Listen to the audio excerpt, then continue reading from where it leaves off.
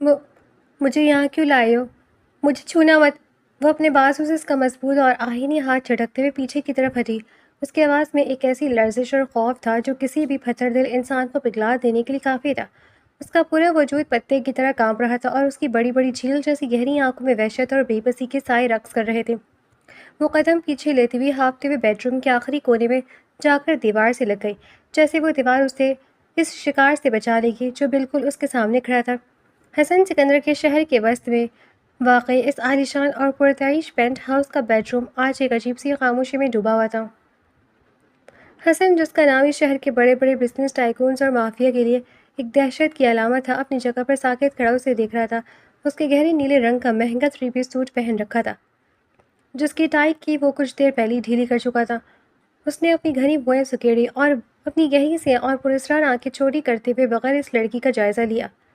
اس کے چہرے پر بیک وقت حیرت، الجھن اور ایک عجیب سا سحر طاری تھا۔ اس نے تو میڈم جگنو کو فون کر کے اپنے پینٹ ہاؤس کی اس خاموش اور تنہا رات کے لیے ایک عام سی لڑکی منگوائی تھی جو اس کے چند گھنٹوں کی تفریح کا سامان بن سکے۔ اسے توقع تھی کہ کوئی بھڑکیلے لباس، گہرے میک اپ اور مصنوعی مسکراہٹ والی لڑکی آئے گی جو اس کے پیسوں کی چمک دیکھ کر اس کے قدموں میں گر جائے گی اور اس کے ہر اشارے پر ناچے گی، لیکن یہ لڑکی یہ تو بالکل مختلف تھی۔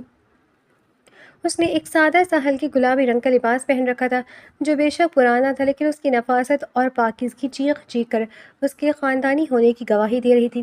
اس کے چہرے پر میک اپ کا ایک بھی نشان نہیں تھا سوائے اس کاجل کے جو اب اس کے مسلسل بہتے آنسوؤں کی وجہ سے اس کے گورے گالوں پر لکیریں بنا چکا تھا۔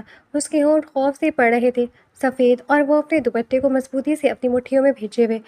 اس کا حسن اس قدر بے ساختہ، معصوم اور بے مثال تھا کہ حسن جیسے مغرور مرد بھی کچھ پل کے لیے دنگ رہ گیا تھا۔ اس نے آج تک بے شمار خوبصورت چہرے دیکھے تھے، لیکن اس چہرے پر جو ایک سچی اور اندیکھی سی کشش تھی وہ اس نے پہلے کبھی محسوس نہیں کی تھی۔ اس نے اپنے چہرے پر ایک سرد، بے حس اور مکرانہ مسکراہٹ سجائی اور دھیمی قدموں سے میشا کی طرف بڑھنا شروع کیا۔ اس کے بھاری بوٹوں کی آواز لکڑی کے فرش پر ایک ہولناک گونج پیدا کر رہی تھی۔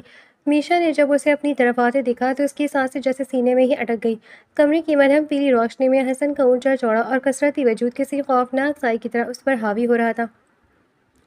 پینٹ ہاؤس کے اس وسیع اور عریض بیڈ روم میں جہاں ہر طرف دنیا کی مہنگی ترین اشیاء سجی تھیں، میشا کو یوں محسوس ہو رہا تھا جیسے وہ کسی سونے کے پنجرے میں قید ایک بے بس پرندہ ہو کر جس کے پر کاٹنے کے لیے شکاری بالکل قریب آ چکا ہو۔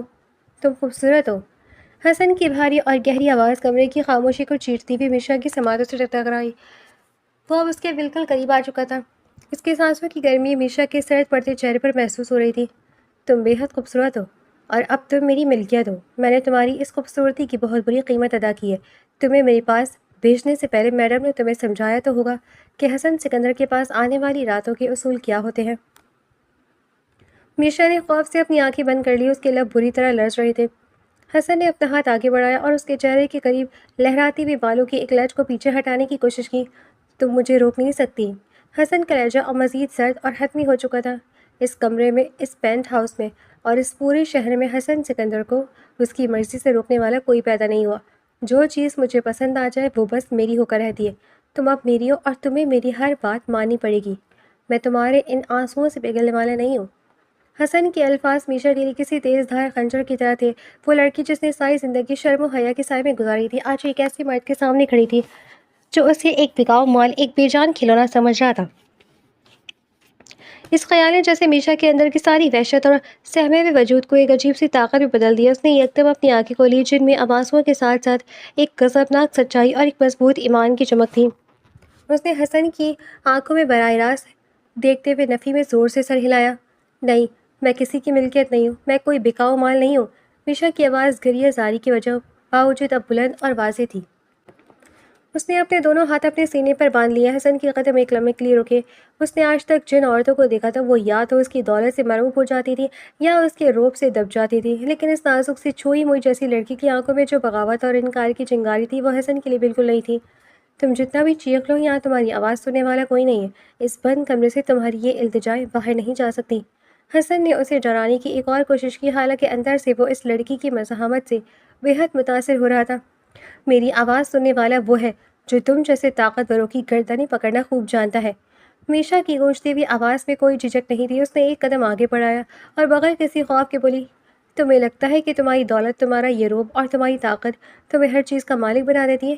تمہیں لگتا ہے کہ تم ایک بے بس اور تنہا لڑکی کی عزت کو پامال کر کے بچ جاؤ گے؟ تو سن لو حسن سکندر، اللہ ظلم اور زیادتی کرنے والوں کو کبھی معاف نہیں کرتا۔ اللہ، یہ ایک لفظ جیسے کمرے کے گناہ آلود ماحول میں کسی مقدس آیت کی طرح گونجا۔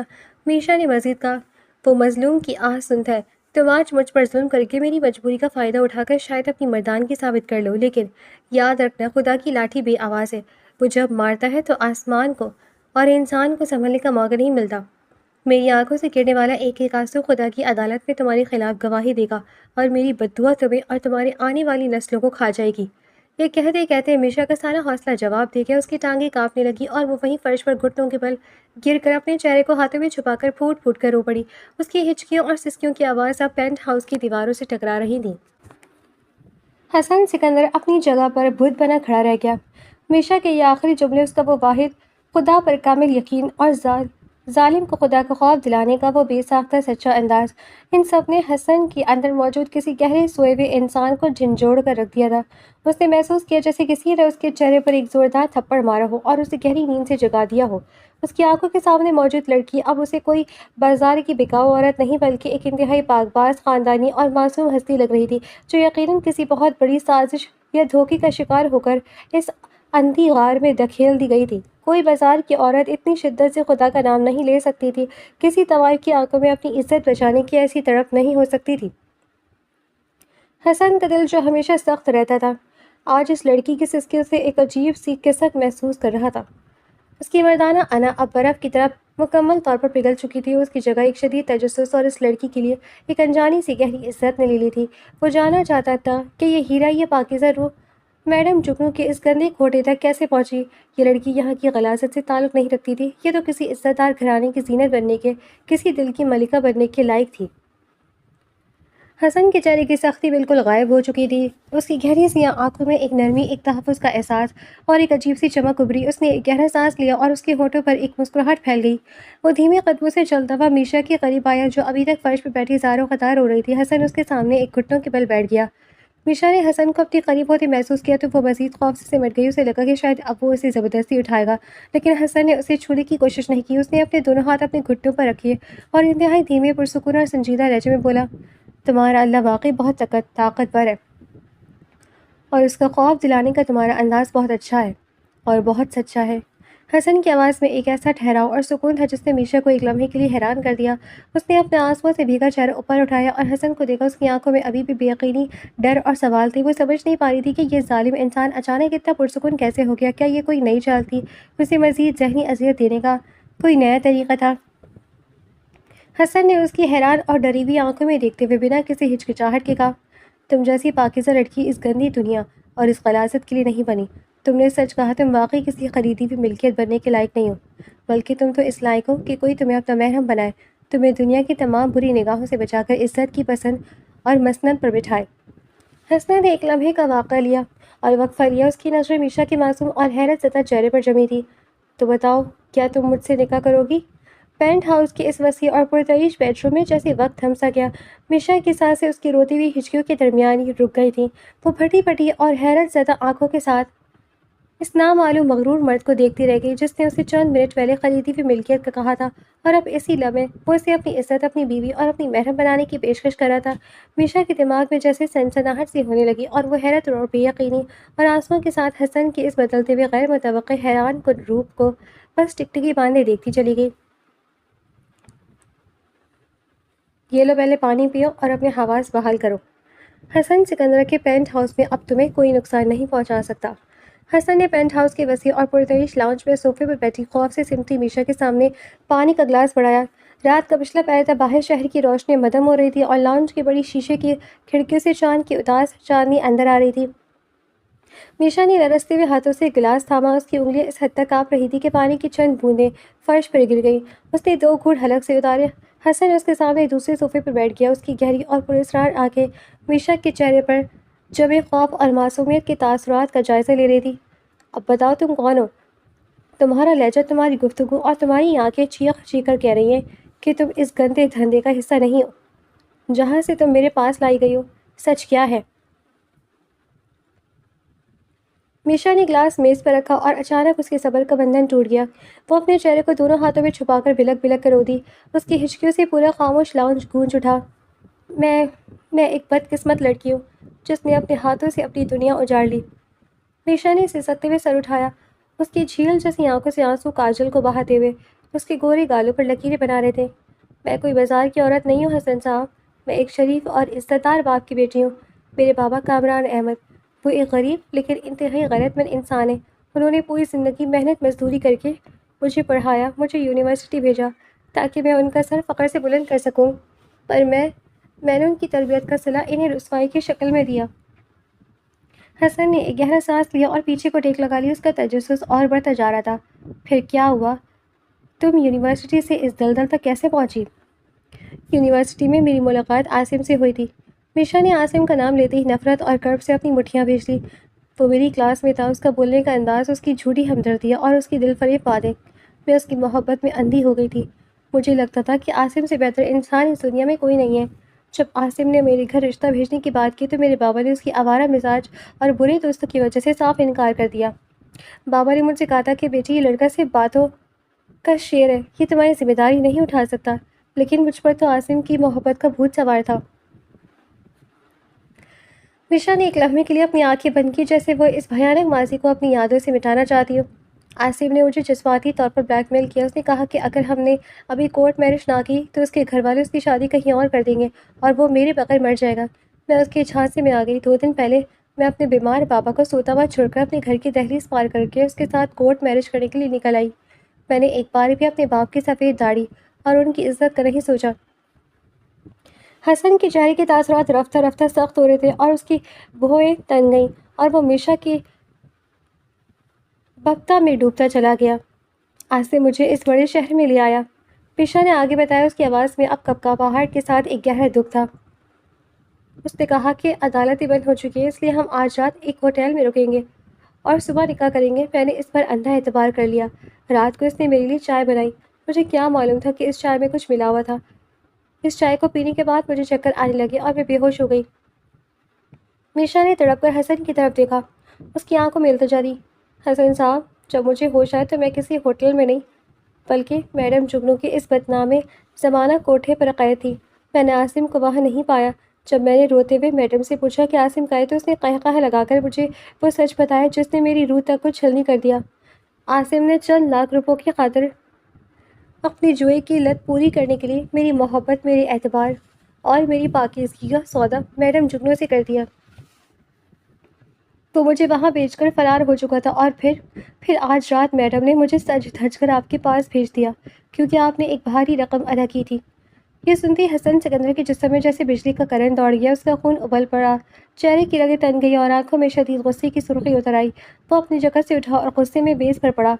شیشے کا ایش سے اٹھا کر دیوار پر دے مارا۔ شیشے کے ریزے پورے لاؤنج میں بکھر گئے۔ ایک مرد کہلانے والے جانور کی یہ مجال! حسن کی دھار سے لاؤنج کی دیواریں لرز اٹھی۔ محبت کے نام پر ایک معصوم لڑکی کی زندگی اور عزت کا سودا کیا۔ وہ عاصم کوئی انسان نہیں، ایک درندہ ہے، ایک کچرا ہے جسے زمین پر جینے کا کوئی حق نہیں۔ میشا اس کے اچانک غصے سے ڈر کر صوفے کے کونے میں دبک گئی۔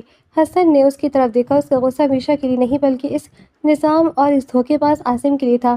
وہ میشا کے قریب آیا اور فرش پر اس کے گھٹنوں کے بل پاس بیٹھ گیا۔ تم رو مت میشا۔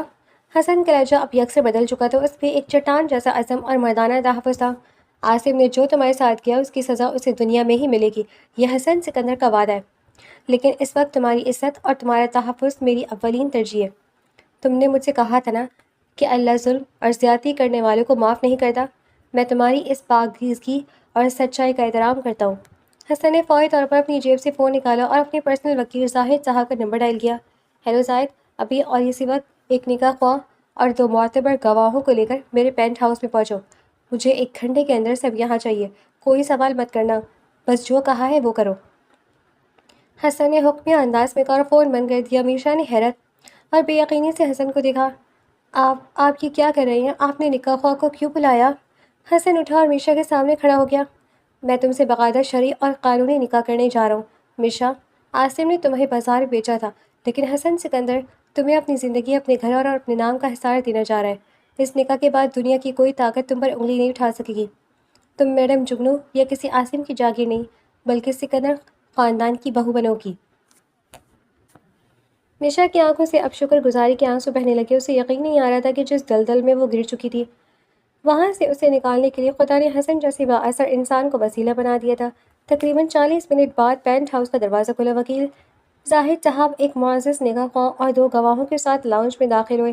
وہ سب حسن کے اس اچانک فیصلے پر حیران تھے، لیکن حسن کے جاہ و جلال کے سامنے کسی کی بولنے کی ہمت نہیں تھی۔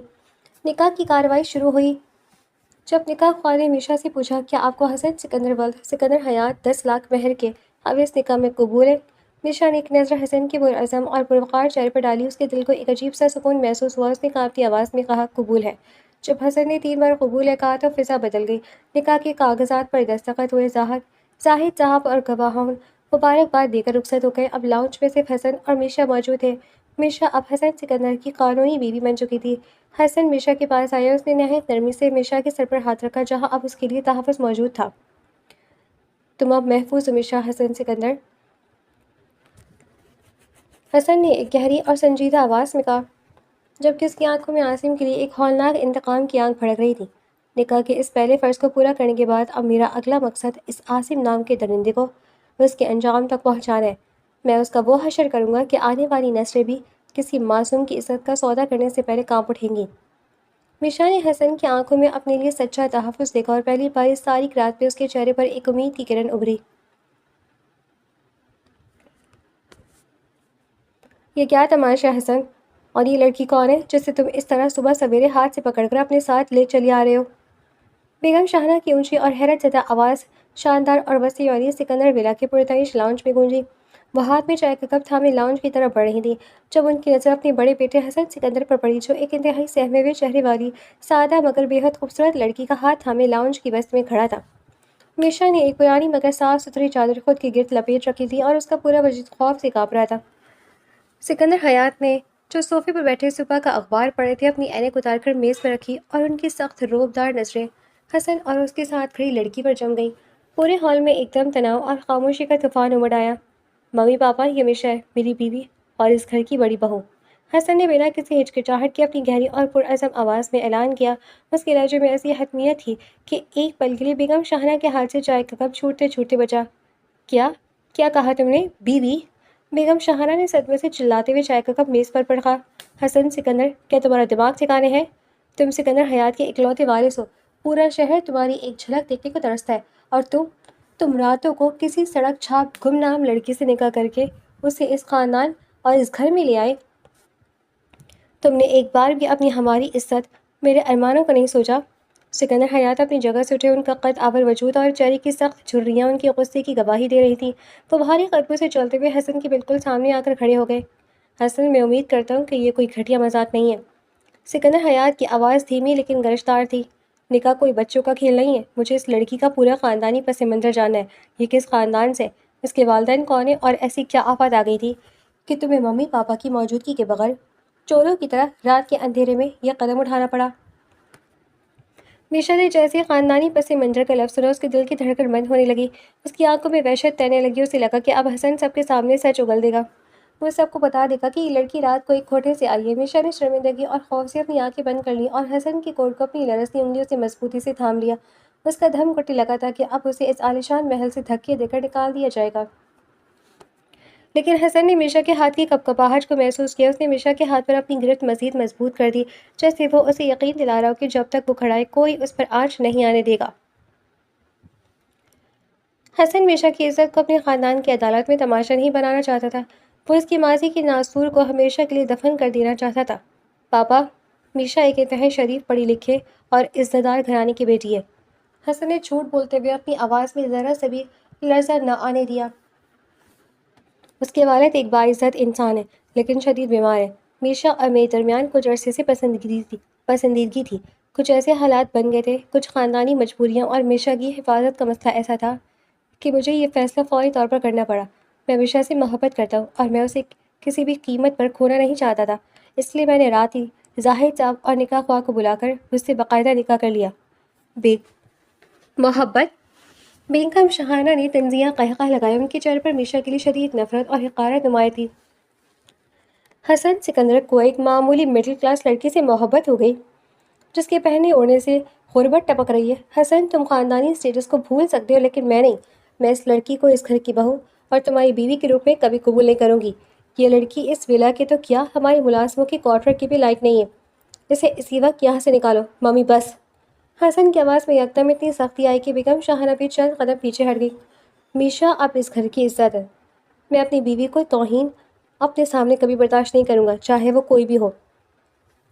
سکندر حیات نے حسن کی آنکھوں میں وہ ضدی چمک دیکھی جو انہیں پہلے کبھی نہیں دیکھی تھی۔ وہ جانتے تھے کہ حسن اگر ایک بار کوئی فیصلہ کر لے تو پھر اسے دنیا کی کوئی طاقت بدل نہیں سکتی۔ حسن تم نے ہماری مرضی کے خلاف جا کر یہ قدم اٹھایا ہے۔ یاد رکھنا اگر اس لڑکی کا کوئی بھی غلط ماضی یا کوئی ذلت سامنے آئی تو میں تمہیں بھی اس گھر سے آگ کر دوں گا۔ بابا میں میشا کی ہر ذمہ داری اپنے سر لیتا ہوں، حسن نے سپاٹ لہجے میں جواب دیا۔ ماحول کی اس شدید تلخی اور میشا کے بہتے آنسوں کے درمیان اچانک ہال کے دوسرے کونے سے تالیوں کی دھیمی آواز گونجی۔ سب نے چونک کر دیکھا۔ حسن کا چھوٹا بھائی احمد سکندر نائٹ سوٹ میں ملبوس، چہرے پر ایک دلکش اور مخلص مسکراہٹ سجائے سیڑھیوں سے اتر رہا تھا۔ واہ بھائی کیا سرپرائز دیا آپ نے صبح صبح۔ احمد نے آنکھیں پڑھ کر پہلے حسن کو گلے سے لگایا اور پھر میشا کی طرف مڑا جس کے چہرے پر ابھی بھی خوف کی پرچھائیاں تھیں۔ اور بھابھی آپ ممی پاپا کی باتوں کا بالکل برا مت مانیے گا۔ ہمارے یہاں صبح کا آغاز سارا ایسے ہی ہائی وولٹیج ڈرامے سے ہوتا ہے۔ خوش آمدید بھابھی، آپ واقعی حد سے زیادہ خوبصورت اور معصوم ہیں۔ بھائی کی پسند کی داد دینی پڑے گی۔ احمد کے اس دوستانہ اور گرم جوشی رویے نے لاؤنج کی منجمد ماحول کو کچھ پگھلا دیا۔ بیگم شاہانہ نے غصے سے پیر پٹکا۔ احمد تم اپنے بھائی کی اس حماقت پر اس کا ساتھ دے رہے ہو۔ ممی بھائی نے نکاح کیا، کوئی گناہ نہیں کیا۔ احمد نے اپنی ممی کے کندھے پر ہاتھ رکھتے ہوئے نرمی سے کہا۔ اور اب جب بھابھی ہمارے گھر کی عزت بن چکی ہے تو ہمیں ان کا استقبال کرنا چاہیے۔ بابا آپ تو ہمیشہ اصولوں کی بات کرتے ہیں، کیا اب ہمارا اصول یہ نہیں ہے کہ بہو کو عزت دیں؟ سکندر حیات نے ایک گہرا سانس لیا اور انہوں نے میشا کو دیکھا جو سر جھکائے خاموشی سے رو رہی تھی، اور پھر بغیر کچھ کہے اپنے اسٹڈی روم کی طرف بڑھ گئے۔ بیگم شاہانہ نے بھی میشا کو ایک آخری نفرت انگیز اور دھمکاتی ہوئی نظروں سے نوازا اور غصے میں اپنے کمرے کی طرف چلی گئی تھی، لیکن ان کا خاموش انکار صاف ظاہر تھا۔ حسن نے میشا کی طرف دیکھا جس کی سسکیاں اب مدھم ہو چکی تھی۔ وہ سسرال کی اس پہلی اور شدید تلخی سے ٹوٹ چکی تھی، لیکن جب اس نے حسن کی طرف دیکھا جس نے اس کے ماضی کی بدترین سچ کو اپنے سینے میں دفن کر کے اسے دنیا کے سامنے ایک شریف گھرانے کی بیٹی اور اپنی محبت کا نام دیا تھا، تو میشا کے دل کے کسی کونے میں پسندیدگی کا ایک چراغ جل اٹھا تھا۔ وہ خاموشی سے حسن کے پیچھے چلتے ہوئے اپنے نئے کمرے کی طرف بڑھ گئی، یہ جانتے ہوئے کہ سسرال کے رستے کانٹوں بھرے ہیں، لیکن اس کا شوہر اس کا سب سے بڑا محافظ ہے۔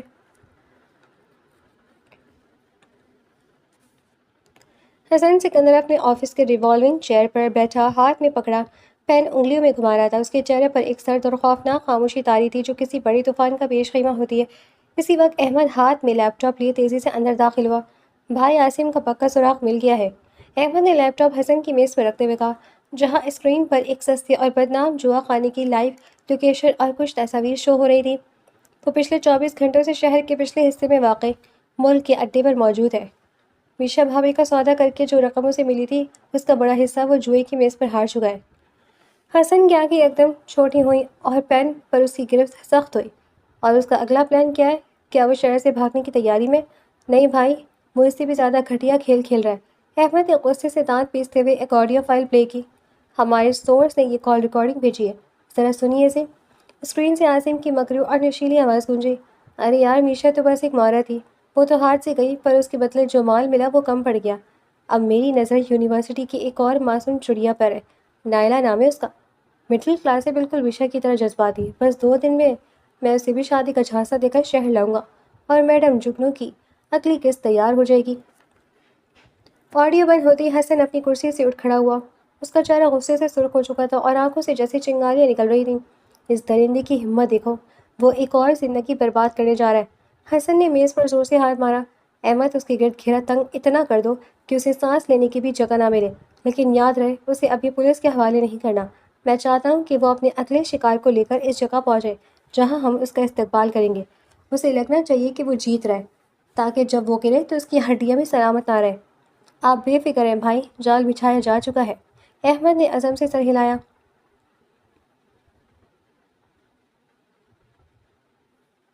شاہانہ بیگم شدید سر درد کے عالم میں کچن میں آئی اور ملازم کو پکارا، لیکن وہاں کوئی نہیں تھا۔ وہ جیسے ہی مڑنے لگی میشا ایک خوبصورت ٹرے میں ادرک اور پودینے کی کڑک چائے اور سر درد کی گولی لیے اندر داخل ہوئی۔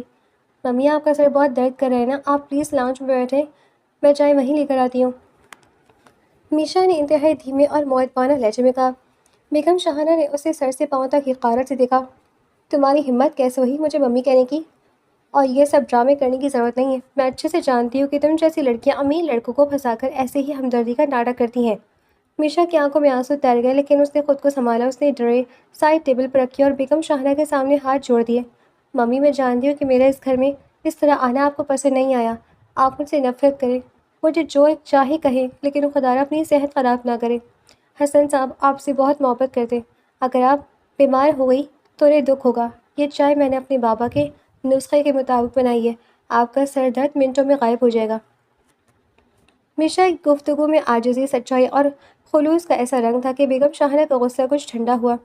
انہوں نے بنا کچھ کہے چائے کا کپ اٹھایا اور ایک گھونٹ لیا۔ چائے کا ذائقہ اور میشا کا سگڑاپن دیکھ کر ان کے دل کی جمی برف کا ایک چھوٹا سا حصہ پگھلنے لگا۔ حالانکہ انہوں نے چہرے پر سختی برقرار رکھی اور کپ پکڑ کر اپنے کمرے کی طرف چلی گئی، لیکن اس بار انہوں نے میشا کو کوئی کڑوی بات نہیں کہی تھی۔ میشا نے ایک پرسکون سانس لی۔ رات کے وقت جب حسن تھکا ہارا اپنے کمرے میں داخل ہوا تو پورا کمرہ صاف ستھرا اور گلاب کی دھیمی خوشبو سے مہک رہا تھا۔ میشا بالکنی کے پاس کھڑی باہر دیکھ رہی تھی۔ حسن کو دیکھ کر وہ فوراً آگے بڑھی اور اس کا کوٹ اپنے ہاتھوں میں لے لیا۔ آپ بہت تھکے ہوئے لگ رہے ہیں حسن، میں آپ کے لیے کھانا لگاؤں؟ میشا نے فکر مندی سے پوچھا۔ حسن نے صوفے پر بیٹھتے ہوئے اپنی ٹائی کی گرہ ڈھیلی کی اور میشا کو دیکھا، جس کے چہرے پر اب پہلے جیسے خوف نہیں تھا بلکہ ایک عجیب سا سکون تھا۔ کھانا بعد میں، پہلے یہاں میرے پاس آؤ۔ میشا جھجکتے ہوئے اس کے سامنے آ کر کھڑی ہو گئی۔ حسن نے اس کا نرم ہاتھ پکڑ کر اسے اپنی برابر صوفے پر بٹھایا۔ میشا نے شرم اور لاج سے اپنی نظر جھکا لی۔ آج ممی کے لیے چائے تم نے بنائی تھی؟ حسن نے نرمی سے پوچھا۔ جی وہی نہیں، سر درد تھا تو میں نے سوچا۔ میشا نے ڈرتے ڈرتے کہا، کہیں حسن ناراض نہ ہو گیا۔ ممی مائنڈ ریڈر ہے میشا، لیکن آج وہ تمہاری تعریف کری تھی، اگرچہ چھپ کر۔ حسن کے لبوں پر ایک خوبصورت مسکراہٹ ابھری۔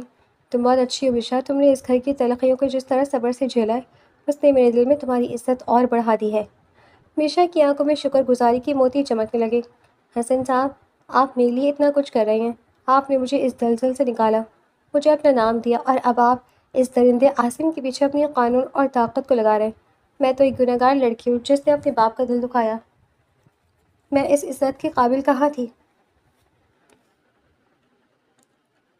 حسن نے اپنے دوسرے ہاتھ سے میشا کا چہرہ اوپر اٹھایا اور اس کی جھیل جیسی آنکھوں میں جھانکا۔ اس کے لہجے میں اب ایک گہری اور سچی محبت کا احساس پنہاں تھا۔ دوبارہ کبھی خود کو گنہگار یا کمتر مت کہنا میشا، انسان سے غلطیاں ہوتی ہیں، لیکن اس کا مطلب یہ نہیں کہ کوئی درندہ اس کی مجبوری کا سودا کرے، اور جہاں تک بات میرے کچھ کرنے کی ہے تو یاد رکھو۔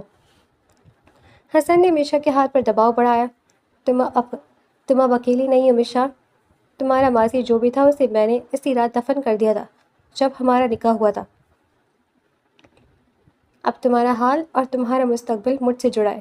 جب تک حسن سکندر زندہ ہے، دنیا کا کوئی طوفان، کوئی بدنامی تمہارا راستہ نہیں روک سکتی۔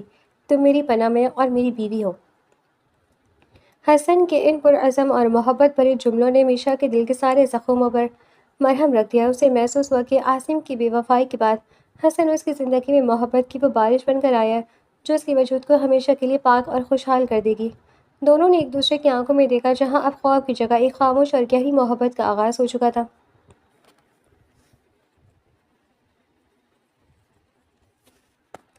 رات کا گہرا اندھیرا ایک ویران اور سنسان گودام پر چھایا ہوا تھا۔ گودام کے اندر چھت سے لٹکتا ایک مدھم سا بلب جل رہا تھا، جس کی زردی روشنی میں ماحول مزید خوفناک لگ رہا تھا۔ عاصم چہرے پر وہی مکرانہ مسکراہٹ سجائے ایک خوفزدہ اور روتی ہوئی لڑکی نائلہ کا بازو سختی سے پکڑے کھڑا تھا، جبکہ اس کے سامنے میڈم جگنو کا ایک خاص کارندہ پیسوں کا بیگ لیے موجود تھا۔ یہ لو عاصم، تمہاری ڈیل کے مطابق پورے 5 لاکھ روپے، گن لو۔ کارندے نے چمڑے کا بیگ میز پر پٹکتے ہوئے کہا۔ عاصم کی آنکھیں رقم دے کر چمک اٹھی۔ گننے کی کیا ضرورت ہے یار، عاصم کا مال ہمیشہ نمبر 1 ہوتا ہے۔ یہ لڑکی میشا سے بھی زیادہ معصوم ہے، یونیورسٹی کی چڑی ہے۔ میں تو کہتا ہوں کہ یہ تمہیں میشا سے بھی زیادہ نفع دے گی۔ ابھی عاصم کے ناپاک لبوں سے میشا کا نام نکلا ہی تھا کہ گودام کا دروازہ ایک ہولناک دھماکے سے ٹوٹ کر دیوار سے جا لگا۔ عاصم اور وہ کارندہ خوف سے اچھل پڑے۔ دھوئیں اور مٹی کے غبار میں سے حسن، سکندر اور احمد اپنے مسلح گارڈز کے ساتھ نمودار ہوئے۔ حسن کے چہرے پر اس وقت وہ جلال تھا جو کسی درندے کو چیر پھاڑ دینے کے لیے کافی تھا۔ تم حسن سکندر، تم یہاں کیسے؟ عاصم کا رنگ ایک پل میں سفید پڑ گیا اور اس کے ہاتھوں سے پیسوں کا بیگ چھوٹ کر فرش پر گر گیا۔ میں نے کہا تھا نا عاصم کہ جب تم بلندی پر اڑے ہوگے تب میں تمہارے پر کاٹوں گا۔ حسن کی کرشدار اور سرد آواز گودام کی دیواروں سے ٹکرائی۔ اس نے دھیمے لیکن انتہائی پرعزم قدموں سے عاصم کی طرف قدم بڑھانا شروع کر دیے۔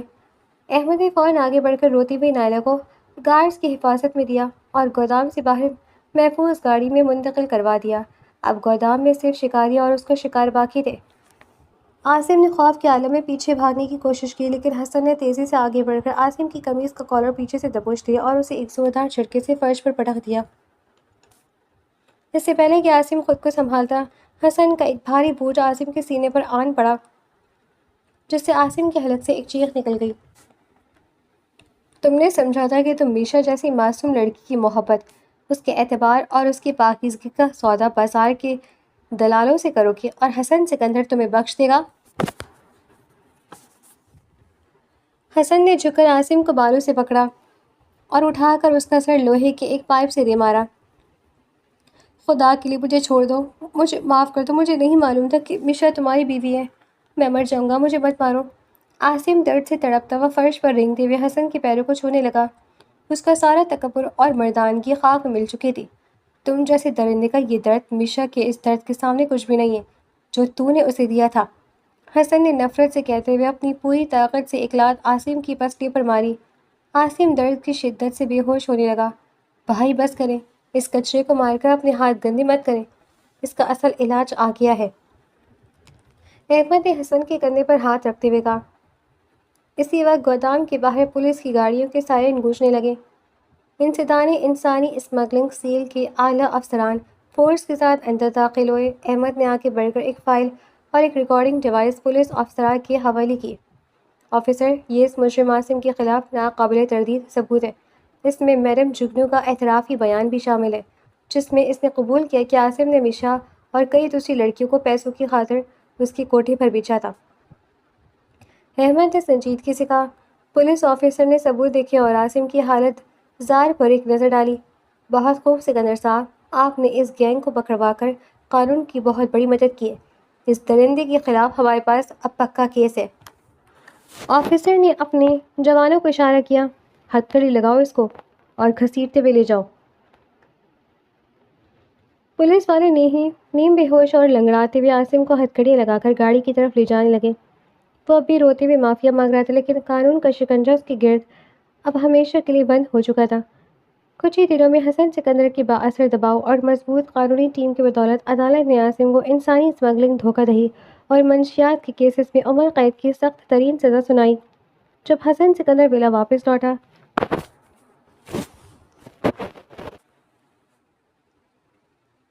تو میشا لاؤنج میں اس کا انتظار کر رہی تھی۔ حسن اس کے قریب آیا اور محبت سے اس کا ہاتھ تھام کر بولا، میشا، عاصم کو اس کے گناہوں کی سزا مل گئی ہے۔ عدالت نے اسے عمر قید کی سزا سنا کر جیل کی تاریک کوٹری میں ہمیشہ کے لیے سسکنے کے لیے چھوڑ دیا ہے۔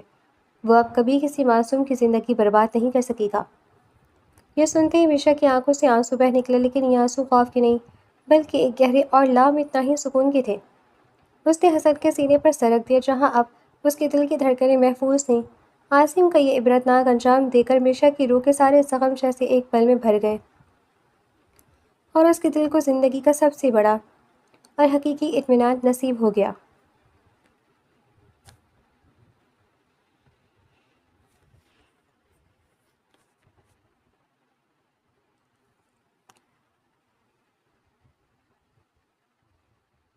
سکندر ولا کا ماحول آج جتنا جاندار اور پروقار تھا شاید پہلے کبھی نہ رہا ہو۔ دھیمی اور مسحور کن موسیقی فضا میں تیر رہی تھی۔ مخملی گھاس پر سجے سفید صوفوں پر مہمان پرجمان تھے، لیکن سب کی نظریں بار بار اسٹیج کی طرف اٹھ رہی تھی جہاں میشا ایک روایتی سرخ بھاری عروسی جوڑے میں ملبوس کسی حور کی طرح چمک رہی تھی۔ اس کے چہرے پر حیا کا گہرا رنگ تھا، لیکن اس کی بڑی بڑی جھیل جیسی آنکھوں میں اب بھی ایک ہلکی سی اداسی کا عکس تھا، اپنے بابا کی جدائی اور اپنی پرانی غلطی کا پچھتاوا۔ حسن سکندر جو بلیک 3 پیس سوٹ میں بے حد وجیح اور روبدار لگ رہا تھا، کچھ دیر کے لیے اسٹیج سے اٹھ کر نیچے آ گیا۔ میشا خاموشی سے اپنے ہاتھ کی مہندی کو دیکھ رہی تھی جب اچانک لان میں موجود مہمانوں کے درمیان ایک سرگوشی ابھری۔ سب کا رخ لان کے مرکزی راستے کی طرف ہو گیا۔ میشا نے بھی چونک کر سامنے دیکھا۔ سامنے کا منظر دیکھ کر اس کے ہاتھ سے پکڑا ہوا پانی کا گلاس چھوٹ کر نیچے گرا اور قالین پر جذب ہو گیا۔ سامنے حسن، سکندر اور احمد ایک ویل چیئر کو انتہائی احترام سے سنبھالتے ہوئے اسٹیج کی طرف بڑھے تھے۔ اس ویل چیئر پر ایک ضعیف، کمزور اور سفید داڑھی والے بزرگ بیٹھے تھے جن کے چہرے پر بیماری کے باوجود ایک شرافت اور وقار تھا۔ بابا! میشا کے حلق سے ایک لرزتی ہوئی چیخ نکلی۔ وہ ایک پل کے لیے بھول گئی کہ وہ اتنے بڑے لوگوں کے درمیان ہے۔ وہ بھول گئی کہ اس نے کتنا بھاری عروسی جوڑا پہن رکھا ہے۔ وہ اسٹیج کی سیڑھیاں اترتی ہوئی پاگلوں کی طرح بھاگی اور اپنے والد کامران احمد کے گھٹنوں کے پاس فرش پر گر گئی۔ اس نے اپنے بابا کے دونوں پیروں کو تھام لیا اور اس کی سسکیاں پورے لان میں گونج اٹھیں۔ بابا، مجھے معاف کر دے بابا، میں گنہگار ہوں۔ میں نے محبت کے اندھے پن میں آپ کی سفید داڑھی کا، آپ کی عزت کا سودا کر دیا تھا۔ میں آپ کے سامنے مجرم بن کر کھڑی ہوں، خدارا مجھے معاف کر دے۔ میشا اپنے بابا کے پیروں پر سر رکھ کے بلک بلک کر رونے لگی۔ اس کے آنسو کامران احمد کے پاؤں کو بھگو رہے تھے۔ کامران احمد کی بھوری آنکھوں سے بھی آنسو کا سیلاب بہہ نکلا۔ انہوں نے لرزتے ہاتھوں سے میشا کے سر پر ہاتھ رکھا اور اسے سہارا دے کر اوپر اٹھایا۔ انہوں نے میشا کا روتا ہوا چہرہ اپنے دونوں ہاتھوں کے پیالے میں لیا اور اس کے ماتھے پر چوم لیا۔ نہیں میری بچی، رونے کی ضرورت نہیں ہے۔ ایک باپ اپنی اولاد سے زیادہ دیر ناراض نہیں رہ سکتا۔ کامران احمد کی آواز کانپ رہی تھی۔ تم گنہگار نہیں ہو میشا، تمہاری قسمت خراب تھی کہ تم ایک درندے کے چنگل میں پھنس گئی، لیکن اللہ پاک بہت بے نیاز ہے۔ اس نے میری بیٹی کی آزمائش کو ختم کرنے کے لیے حسن جیسا فرشتہ صفت انسان بھیج دیا۔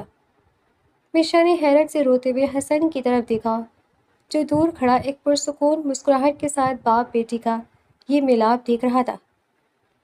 بابا، آپ کو حسن صاحب نے ڈھونڈا؟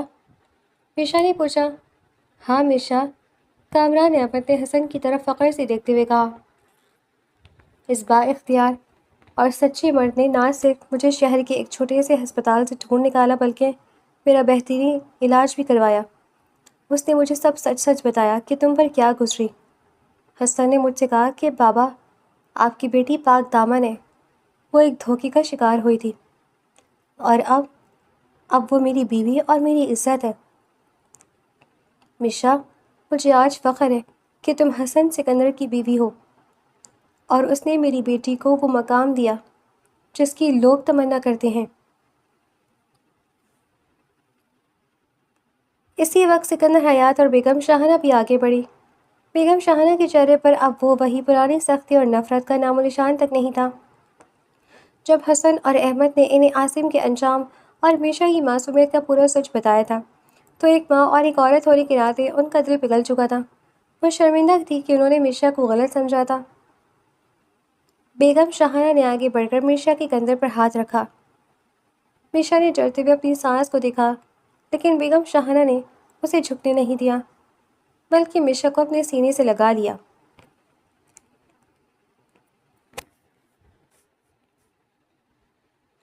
مجھے معاف کر دینا میشا بیٹی۔ بیگم شاہنہ کی آنکھوں میں سچے پچھتاوے کے آنسو تھے۔ میں نے خاندانی غرور میں تمہارا دل دکھایا، تمہیں کڑوی باتیں کہیں، لیکن تم نے ساری صلہ رحمی اور صبر سے میرا دل جیت لیا۔ تم ایک بہت شریف اور عظیم لڑکی ہو اور آج تم سے اس گھر کی بہو نہیں، میری بیٹی ہو۔ سکندر حیات نے کامران احمد کا ہاتھ تھاما اور گرم جوشی سے بولے، کامران صاحب، آپ نے ایک بہت ہی پیاری اور با اخلاق بیٹی کی تربیت کی ہے۔ حسن کا یہ فیصلہ ہماری مرضی کے خلاف تھا، لیکن آج ہمیں اپنے بیٹے کے اس فیصلے پر ناز ہے۔ میشا ہمارے گھر کی برکت ہے۔ احمد نے تالیاں بجاتے ہوئے ماحول کو ہلکا پھلکا کیا۔ چلیے بھابھی، آپ رونا دھونا بند، دیکھیے بھائی کب سے آپ کا راستہ دیکھ رہے ہیں، آج آپ دونوں کی خوشی کا دن ہے۔ سب کے چہروں پر مسکراہٹیں بکھر گئیں اور باپ کی دعاؤں اور ساس سسر کی محبت کے سائے میں میشا کو دوبارہ اسٹیج پر لایا گیا۔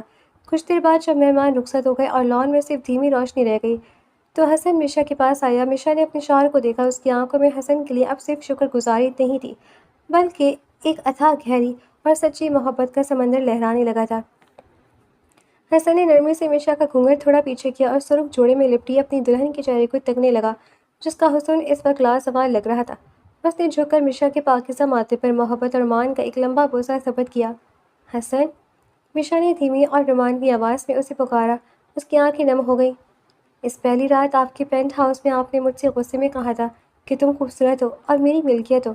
کیا آج بھی میں صرف ایک خریدی ہوئی ملکیت ہوں؟ حسن کھلکھلا کر ہنس پڑا۔ اس کے سیاہ آنکھوں میں مشا کے لیے سچی ستائش اور دیوانگی تھی۔ اس نے مشا کے دونوں نازک ہاتھ اپنے مضبوط ہاتھوں میں لیا اور انہیں اپنے دل پر رکھ دیا۔ تم کبھی کسی کی ملکیت نہیں تھی مشا، حسن نے اپنی گہری پرکشش آواز میں مشا کی آنکھوں میں جھانکتے ہوئے کہا۔ تم تو میرے دل کی، میری روح کی اور اس حسن سکندر کی پوری سلطنت کی اکلوتی اور آخری ملکہ ہو جس پر صرف تمہارا راج ہے۔ مشا کے لبوں پر ایک خوبصورت اور دلکش مسکراہٹ کھل اٹھی۔ اس نے اپنا سر حسن کے چوڑے سینے پر رکھ دیا جہاں اب اس کی زندگی کا سب سے محفوظ اور پرخلوص حصار موجود تھا۔